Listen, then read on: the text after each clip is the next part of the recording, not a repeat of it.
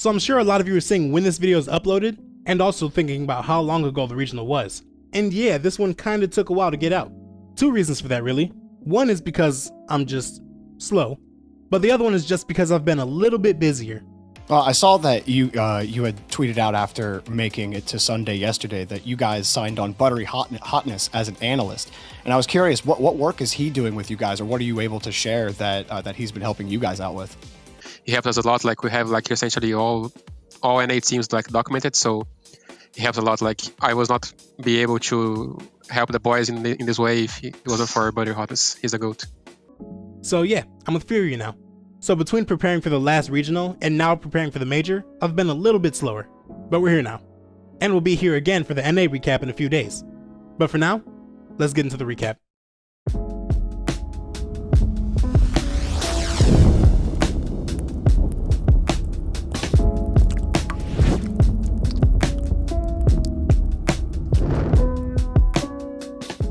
So looking at the first round, we had 3 results that really stood out. The first was K-Corp versus Solary, because while you would expect K-Corp to win this easily, last time these two teams played in the winter, Solary took the win in 5 games. And then here, Solary came really close to pulling off the upset again, because this series also went all the way to 5 games. But this time, K-Corp avoided the upset, and they got the 3-1 victory in Game 5 to go to the next round. Then after one close upset, we had 2 actual upsets, with the first being Guild against PSG Tundra. After Guild made it all the way to the top 6 in the last tournament, this was their chance to prove whether that was the real thing, or if it was just a fluke. And after this win, they got off to a really good start. And the other upset was Luna Galaxy getting the win over Oxygen. Both of these teams have had a really tough split to this point, but Luna Galaxy's was much worse, because they hadn't even made it out of the first round all split, while Oxygen at least managed to make it to a top 6. But after a Game 5 win for Luna Galaxy, Matane and Smokes got their first series win since picking up Braziers, and they got it over a very talented Oxygen team. But after upper bracket first round had a couple of upsets, the second round didn't have any. Guild came the closest against Carmine Corp because they took that series all the way to 5 games, including overtimes in games 2, 3, and 4. But again, K-Corp avoided the upset by winning Game 5. Then BDS got the series win over Luna Galaxy in 4 games, after they got shutout wins in games 1, 2, and 4, but they got Braziled by Luna Galaxy, losing 7-1 in Game 3. So that was pretty weird. And in Vitality's series against G1, they also won that series in 4 games, and they managed to do it without getting Braziled. And in what people probably expected to be the closest match of this round, Liquid actually got a 3-0 victory over Moist, moving into the top 6. The first round of the lower bracket was also still pretty normal. PSG got the sweep over Solary, Oxygen beat Williams Resolve, Monaco beat Suh, and Hogan Mode got the 3-1 win over Fufakstop. And the next round is where we saw some major hopes officially come to an end. Moist came into this tournament with a 6-point lead for 5th place, but if they lost here, teams like PSG Tundra and Oxygen would get a real chance of being able to overcome them. But in that round, Moist got a reverse sweep win over PSG to knock them out of the tournament and end their season. G1 and Oxygen faced off in the battle of 2 teams who had kind of had a rough split after a roster change, and G1 came out on top in a 3-0 sweep, officially ending Oxygen's split. Then Monaco Esports got the 3-1 victory over Luna Galaxy, and finally the last match of this round featured the big breakout team from Regional 1 in Hogan Mode and the breakout team from Regional 2 in Guild. And now they had to face off against each other to see who would continue the Cinderella run here. But Scrubkiller got the win over his former org, and Hogan Mode moved into the top 8 by taking down Guild by a score of 3-1. And with these results on the first day, the major picture for EU was pretty much set. Vitality, BDS, K-Corp, and Liquid were all officially locked in for the major, and Moist was close to doing the same thing. But the only 2 teams that had a chance of catching up were G1, who Moist would face off against in the next round, and Hogan Mode, who didn't even make it to the second regional. So they would need to make a super deep run into the tournament to even have a chance of making it to the major. And that was probably asking for a lot. Probably. The first match of day 2 was Hogan Mode versus Monaco, where Hogan Mode were trying to keep their slim major chances alive.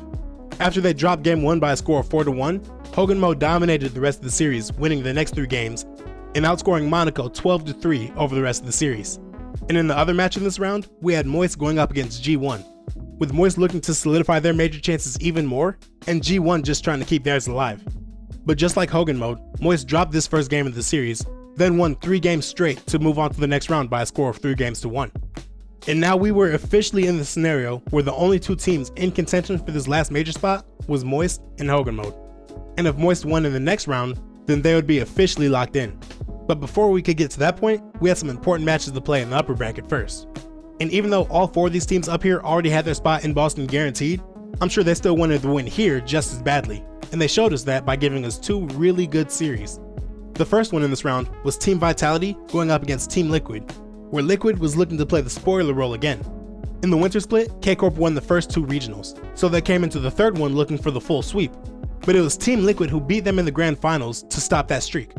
And now for this split, they were in a very similar scenario. But instead of K-Corp trying to go 3 for 3, it was Vitality trying to do it. And instead of meeting them in the grand finals, they met them in the upper bracket semifinals. But a win for Liquid here would still be a really big deal all the same. This series started off really tight, with Vitality and Liquid each taking 1 close win and 1 blowout win to bring us into Game 5 with the series tied at 2-2. Then Liquid got a hard-fought 1-0 victory in that game to go to series point over the best team in the region. But Vitality bounced back to get their own win in Game 6, bringing this series all the way to 7 games. And with under a minute left in that final game, Zen puts the pressure on Liquid by bringing the ball all the way down the field by himself, using nothing but the sidewall and 3 very clean touches. Then with the ball bouncing off of the back wall, he's lining up the final shot. And with Zen being, well, you know, Zen, Atto and aCronic are both scared of the shot, so they jump up to try to save it. But instead of finishing off the play himself, Zen doesn't get the final touch on the ball.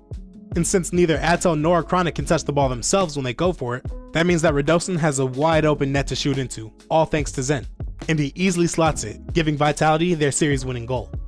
But after this really tight series to put Vitality in the upper bracket again, BDS and K-Corp followed that up by giving us another great series. After a Game 1 loss, BDS took the next 2 games to force a timeout out of K-Corp. And after their timeout, K-Corp won 2 games in a row themselves to force a timeout out of BDS. And the timeout buff proved victorious once again because BDS won that Game 6 5-2. And this time we saw Game 7 get really chaotic, with 4 goals being scored between the 2 teams in the final 90 seconds. But BDS came out on top to knock K-Corp into the lower bracket and set up an upper final matchup with Vitality. But with those great series out of the way, we still had some major spots to fight for. Because a win for Hogan Mode would keep their chances alive, and a win for Moist would immediately kill those chances right there. But Hogan Mode got the chance to go first, and they had a huge task ahead of them, because in their match to make it to the top 4, they had to face off against Team Liquid. And while this was of course a really tough matchup for the upstart team, they showed they were up to the task, winning Game 1 and Game 4 to tie up the series at 2 games apiece. After their loss in Game 4, Team Liquid called a timeout, which isn't unexpected at all. But the surprise came after Game 5, when Hogan Mode still won by a score of 3-2, going up to series point. And after their game win, they decided to call a timeout. Maybe they were trying to ice Liquid out after they took the game loss. Or maybe Scrub just had to go to the bathroom or something, because when they showed him on camera, he wasn't there. But regardless of the reason, 5 seconds into the next game after Hogan Mode called a timeout, Team Liquid scored. And they won that Game 6 by a score of 4-0 to take us all the way to Game 7. And this game was just as back and forth as the entire series. Liquid scored first, then Hogan Mode responded. Then Liquid scored again, and Hogan Mode once again responded with their own goal, showing that they weren't going down easy. But finally, with 34 seconds left, Growly scores the series-winning goal off of a pass from Scrub Killer to get the huge upset over Team Liquid and still keep their major chances alive. But going into the last game of this round and of this day, Moist would finally get the chance to end Hogan Mode's major hopes once and for all, because a win here over K-Corp would put them into the top 4 and lock in their place at Boston. But a win over K-Corp is always easier said than done, and Moist found that out the hard way. They put up a really good fight, going to overtime in games 2, 3, and 4, including a win in game 3. But ultimately, K-Corp proved to be too strong, and after a 5-0 victory in game 5, K-Corp won the series 4-1. So now, in Hogan Mode's case, the only way they would have a chance at the major is to win the entire tournament, which would then give them a tiebreaker against Moist. So they would need to get through K-Corp, Vitality, and BDS to win the tournament, and then they would need to play one more series. That of course sounds really hard, and maybe even impossible to do. But at this point, it felt like they had almost the entire Rocket League community cheering them on. Because everybody loves a good underdog story, and it doesn't get much better than this. But before that underdog story could continue, for the first match of Championship Sunday, we got another look at the favorites. And those favorites, Team Vitality, continued to look like the best team in Europe, because they got a 4-1 victory over BDS. After a 5-1 victory in game 1, the other 4 games in the series were pretty close, including 3 overtimes. But Vitality was never really in danger, because when a clutch situation came up, they always scored the goal. And because of that, they got to go into the grand finals with 2 lives for the 3rd straight tournament.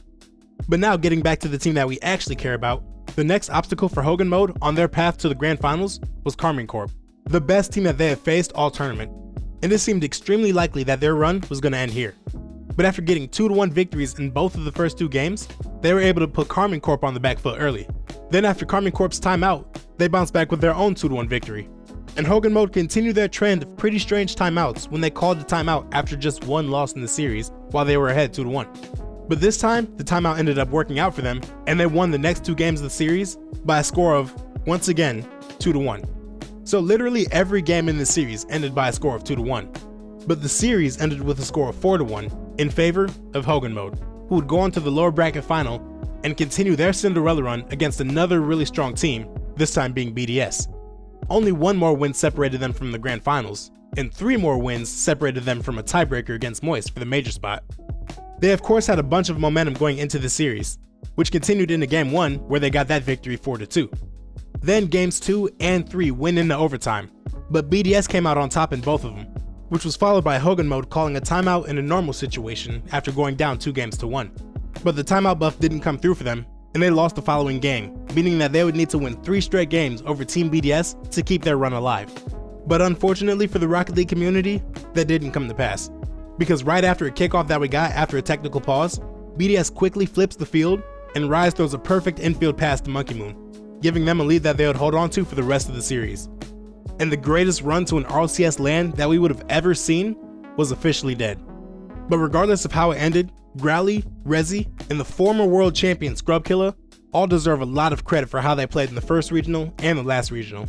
And while you kinda have to wonder how they missed out on the second one when they're capable of playing this well, the most important takeaway from here is that if they decide to stick together in the future, this will be a really good team. And they've made a lot of new fans in the process, myself included. Now with the fan favorites out of the tournament and the major picture officially settled with Moist taking that 5th spot, it was time to see if Vitality could finish their quest of going 3-for-3 in the regionals, as they took on BDS. And yeah, they did, because Vitality kinda dominated the series. The first game went into overtime, and BDS actually won the second game. But then for the rest of the series, that was pretty much all she wrote. Vitality scored 8 goals in those last 3 games, and BDS only scored 1. So Vitality won the series 4-1, and they officially completed their quest of going 3-for-3 and winning the regionals within a split, which had never been done before in Europe or North America. And this is actually a pretty crazy fact, because even when you look back at Team BDS in their RLCS X season, who may have been the most dominant team that we've ever seen within this region, give or take a Dignitas back in season 4, 5, and 6, not even that team managed to win all 3 regionals within a split. So yeah, this Vitality team is really, really good, and they have to be seen as the favorite heading into the Boston Major. Now that we're finally getting into the best of the rest, we have to talk about what just happened in South America, because they probably just had their craziest regional of the entire season. The top 4 seeds in this tournament, and the best 4 teams in the region, were Crew, Team Secret, Ninjas in Pajamas, and W7M. And in the second round of this tournament, 3 of those teams lost in 5 games. Crew Esports lost to Timeless, W7M lost to Era, who's also really good, and then Team Secret lost to Ruby. So the only team out of this group that made it past this round was NIP. And now they wouldn't need to face any other top team to make it all the way into the Grand Finals. Which I'm just gonna go ahead and spoil that now. They beat Ruby in 6 games, then they beat Era in 6 games, and they made it into the Grand Finals just like you would expect. And making it to the Grand Finals also locked in their place at the Major. But meanwhile in the lower bracket, things were getting crazy. For the first match of day 2, Crew had to go up against W7M just to make it into the top 6. They gave us a tight series, but Crew came out on top in 5 games, knocking out W7M and ending their major chances. And in that same round, Team Secret almost got upset again, this time by Endgame, but they got the Game 5 win and went on to the next round. Then after Crew and Secret avoided upsets in the next round, it was time for them to face off in the lower bracket semifinals, with both of their major hopes on the line. If Crew got the win here, then they were locked in for the major. But if Secret won, they would still need to make it to the Grand Finals just to get a chance at a tiebreaker. But Team Secret wouldn't even come close to making it that far. After Crew dropped the first game, they won the next 4 games in the series to knock out Team Secret and officially lock in the second South American spot at the Major. And with Team Secret being knocked out, this meant that no South American team would qualify for all 3 majors, because we had Crew miss out on the fall, NIP miss out on the winter, and now Team Secret missing out in the spring. So we have a legitimate 3-headed monster at the top of the region. But also, with Team Secret missing out on the spring major, which is the most valuable major in terms of points, they are now behind Crew and NIP for a spot at Worlds. And while South America is currently slotted to have 3 teams at the World Championship, if Crew and NIP don't perform at the major and they lose that 3rd spot, then Team Secret will be the team that misses out. So I'm sure they'll be rooting very hard for their South American brothers in Boston. But now to wrap up this major, in the lower bracket final, we had Crew sweep through Era to go into the grand finals to match up against NIP, the only top team who didn't get upset in this regional. But even though they didn't get upset, after the first series in the grand finals was over, they were no longer undefeated. After NIP took a 2-1 lead going into Game 4, Crew won the last 3 games of the series and gave us our first bracket reset of the split in this region. And the second series in the grand finals was even closer than the first one, because we had Crew and NIP trading wins the entire series, taking us all the way into a Game 7. And halfway through that final game of the tournament, we see Drops beat 2 defenders with a flip reset, which leaves the goal wide open for Jufinho to finish the play, giving Crew the only goal that they would need to win this final game. But they still went on to score another one, as they got the Game 7 win by a score of 2-0. And with this result, Crew became the only team this season in any region to win the Spring Regional after coming through the lower bracket. Well, they were almost the only team, but I'll get to that in a sec. First, let's get into APAC real quick, because while Elevate and Gladiators did meet up in the grand finals like most people expected, it was a pretty rough road there for Elevate, because in the upper bracket semifinals, they blew a 3-1 lead to the Patriots to lose that series in 7 games and get knocked down to the lower bracket. So when they made it back into the grand finals to face off against Elevate, they would need to win 2 series to get the title. It seemed like they were well on their way to doing that because they got a sweep in the first series and they outscored Gladiators 20 goals to 8. But the second series was a lot closer because it went all the way into Game 7. And that Game 7 went into overtime. But with LCT passing the ball down to OSM and Maxu leading the way to bump Realize, Gladiators got this win and prevented Elevate from getting all 3 regionals in the spring split. So even though Elevate will be the ones representing APAC at the spring major, this is still a great way for Gladiators to end their split as they start to get ready for the World Championship, which they will attend alongside Elevate. And now getting into Sub-Saharan Africa, one last time we get to ask the question, did Limitless lose? And the answer is no, and yes, and it's complicated. But first I have to say that Nixa, Orlando Pirates, and French Class were all within 4 points of each other heading into this regional for Sub-Saharan Africa's second spot at the World Championship.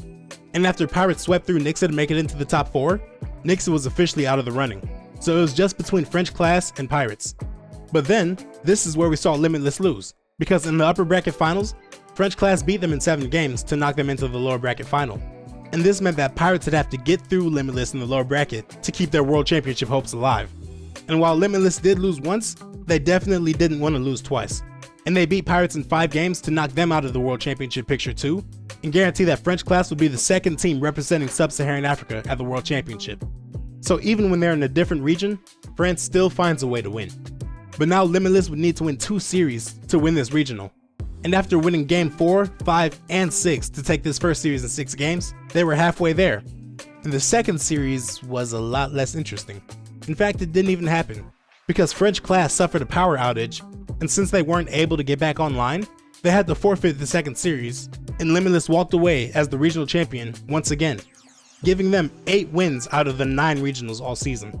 And since Sub-Saharan Africa doesn't get a spot at the majors, I'm sure that both Limitless and French Class are very excited for their first taste of international competition that they'll have gotten all season. Alright, don't really have much to say for this outro, so I'll see you in a few days, and of course, thanks for watching.